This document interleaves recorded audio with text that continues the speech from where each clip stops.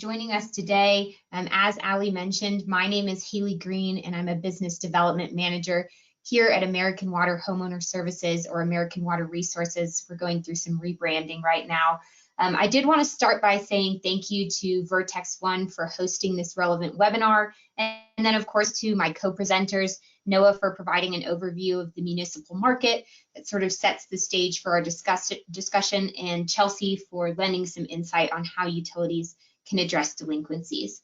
So I'm here to offer the final piece to this picture, which is an option that generates revenue to offset the losses that our city and utility folks are feeling right now. So before digging into how home care subscriptions are helping homeowners during this strained financial time, I did want to start by just giving you some background on what it is that we actually do here at American Water HOS. So we have been offering optional budget and home infrastructure protection that helps homeowners to avoid unexpected repair expenses for the past 28 years. 10 years ago, we began partnering with cities and utilities to help protect their customers.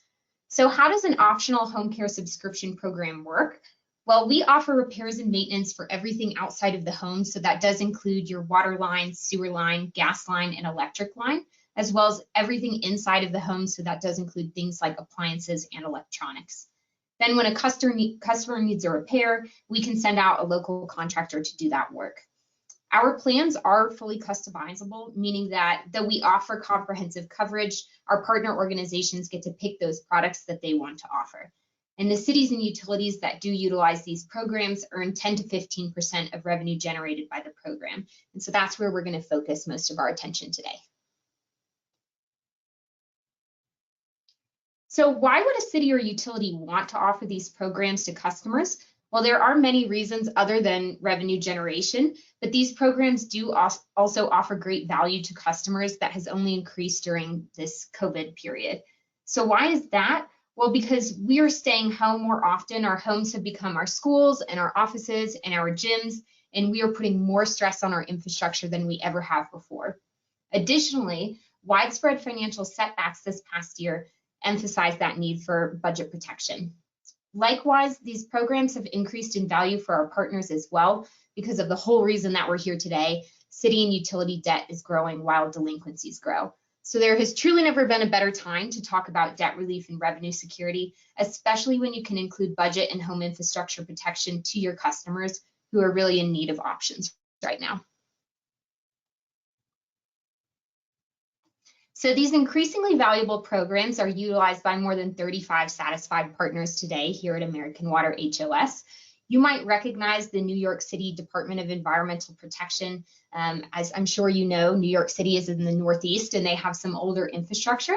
So they did want to be able to get as many customers signed up for this program as possible to be able to provide that protection, given that many of these homeowners experience service line challenges like we go and repair. We also worked with Orlando Utilities Commission to implement surge protection in the lightning capital of the US. And we're going to look at another partner listed here, Philadelphia Energy Authority, in a bit more detail to discuss their goals and results here in a moment.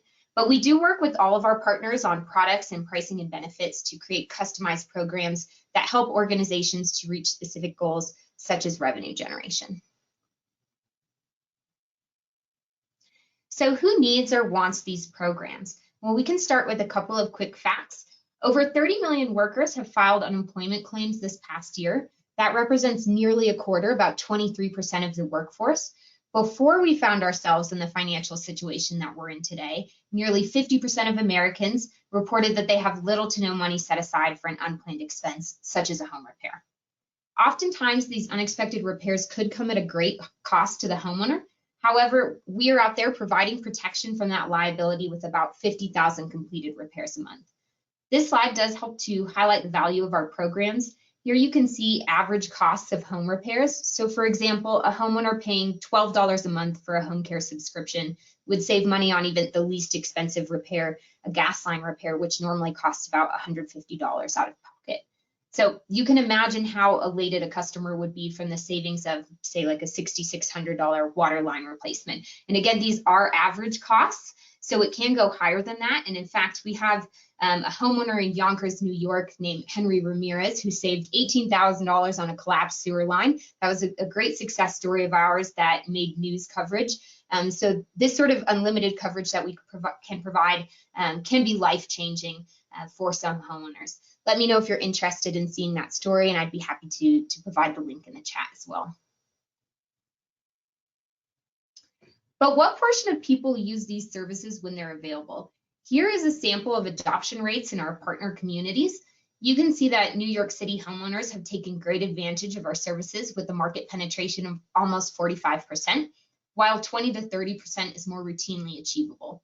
The numbers show there are many risk-averse homeowners out there who are eager to sign up for a home care subscription, and considering these high adoption rates, there is great potential for generating revenue. So why aren't we always seeing the same rate of adoption across all communities? Well, one common reason for increased rate of adoption is that customers are offered more opportunities to sign up or renew their subscription. Just as with products and pricing, partner organizations do get to decide which marketing avenues we take, and that comes at no cost to them. Many utilities have seen increased rates of adoption as they increase branding on marketing materials like the mailers or integrate billing, and then offer these services when customers are most likely to sign up, which would be when they are moving or transferring services. So if you use these three strategies, then that will lead to a higher rate of adoption.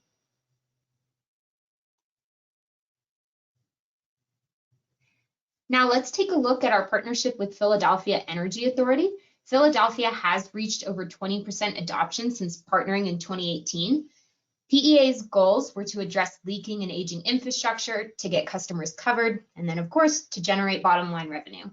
So after 2 years, almost 90,000 customers have signed up in Philadelphia, making the partnership quite successful at reaching those desired goals. The program has generated over 13 million in homeowner savings, and the PEA has enjoyed revenue shares generated by the program. In fact, we wrote them a check for $1.3 million in the fall of 2020, when they had reached somewhere around 84,000 customers in Philadelphia. They have used this funding to go toward things like their clean energy programs.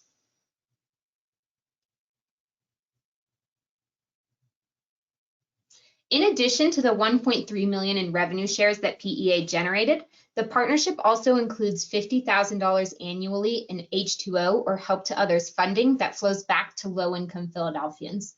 So low-income homeowners in Philadelphia who cannot afford our services have used this funding for things like water and sewer line repairs, utility bills, which as we were discussing is increasingly valuable, and even lead service line replacements. A partnership with AWR can really be a great way to give back to your community. So what sort of revenue could this program generate for an organization like yours? Two variables that can help to determine the revenue generated by the program would be the level of endorsement by the partnering organization and a number of service line connections. But really the best way to kind of figure out what sort of revenue could be generated at your organization would be to come and have a conversation with me.